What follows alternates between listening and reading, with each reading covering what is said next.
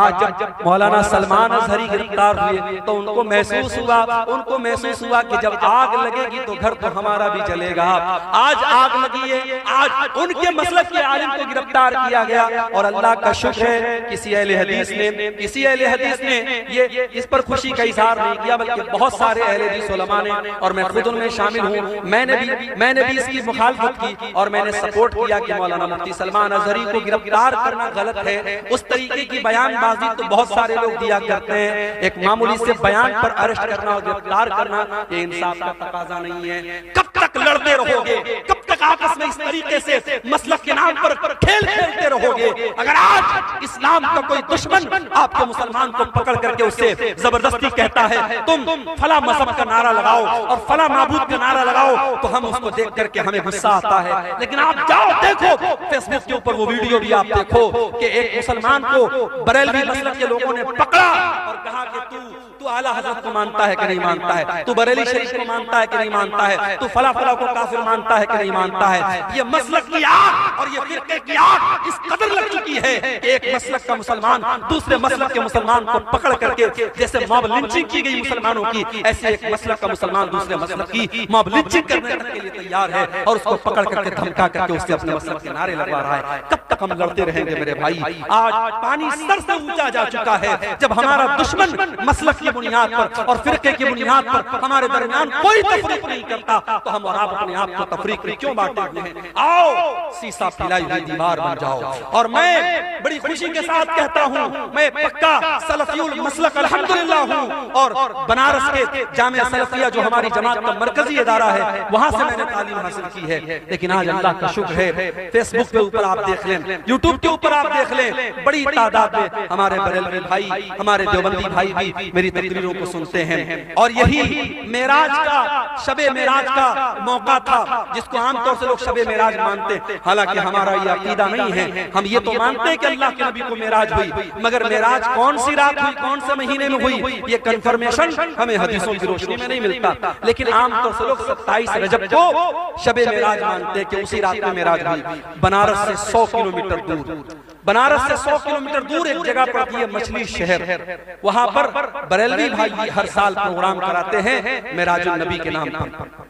आप YouTube पर जाके देख ले, वहां मुझे तकरीर का मौका दिया गया। बरेलवियों का मजमा है, उनके नारे लग रहे हैं, उनके उलमा बैठे हैं वहां पर। अल्हम्दुलिल्लाह मैंने तकरीर की और कुरान और हदीस की रोशनी में की, और जो सही बात है, जो किताब और सुन्नत की बात है, वो मैंने बयान की। मेरे भाइयों, हम चाहते हैं कि ऐसा माहौल बने, एक दूसरे का एहतराम हम करना सीखें, एक दूसरे के उलमा का एहतराम करना हम सीखें। हमारे जो इख्तिलाफात हैं हम एक दायरे में रह करके उसको हल कर सकते हैं। लेकिन आज मसलक खेलने का टाइम नहीं है मेरे भाई। हमारी तारीख ये बताती है उंदुलुस जैसा मुल्क मुसलमानों से खाली हो गया, वहाँ की मस्जिदों को अस्तबल बना दिया गया, वहाँ की मस्जिदों में दास के अड्डे और शराब के अड्डे बन गए। क्यों? जाओ इतिहास उठा के देखो, तारीख उठा के देखो, उंदुलुस के मुसलमान आपस में लड़ पड़े, छोटी छोटी रियासतें कायम हो गई, उंदुलुस के अलग अलग इलाके में छोटी छोटी हुकूमतें कायम हो गई। और जब दुश्मन ने हमला किया, दुश्मन का साथ अपने मुसलमान भाई के खिलाफ दिया उन लोगों ने, नतीजा ये निकला उंदुलुस के अंदर से मुसलमान खत्म हो गए। और आज आप उंदुलुस में देखिए, तलाश करना पड़ेगा, दूर दूर तक आपको कोई मस्जिद नहीं मिलेगी, कोई मुसलमान नहीं मिलेगा। मेरे भाइयों, अगर हम इस तारीख से अपने आप को बचाना चाहते हैं, हमें अपने अंदर इत्तेहाद पैदा, यूनिटी पैदा करना पड़ेगा, इत्तेहाद पैदा करना पड़ेगा। और जब हम इत्तेहाद की बात करते हैं तो माफ कीजिए, हर चीज में इत्तेहाद की बात आती है। आगे मुल्क में हुक्मरानी किसकी होगी, मुल्क के इक़्तिदार पर कौन बैठेगा, हम डिसाइड तो नहीं कर सकते कौन बैठेगा, मगर हम ये तो बता सकते हैं कि हम मुसलमान इस मुल्क में हम मुत्तहिद होकर के हम वोटिंग करते हैं। आने वाले इलेक्शन के मौके पर भी आप अपने वोट के जरिए ऐसी ताकतों को आप अपना वोट दीजिए जिनके बारे में आपको ये लगता है कि हाँ, ये मुल्क में अमन चैन और सुकून को बढ़ावा देगी, और ऐसी ताकतों को नाकाम कीजिए जो मुल्क के माहौल में नफरत का जहर घोलना चाहती हैं। मेरे भाइयों, हमें और आपको अपने अंदर इत्तेहाद पैदा करना पड़ेगा।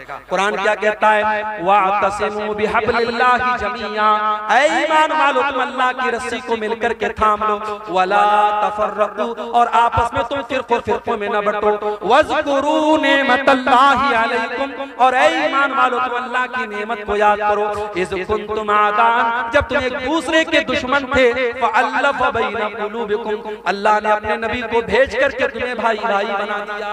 आज तो हालात ये हैं, एक सगा भाई अपने सगे भाई की जमीन पर नाजायज कब्जा करके बैठा है।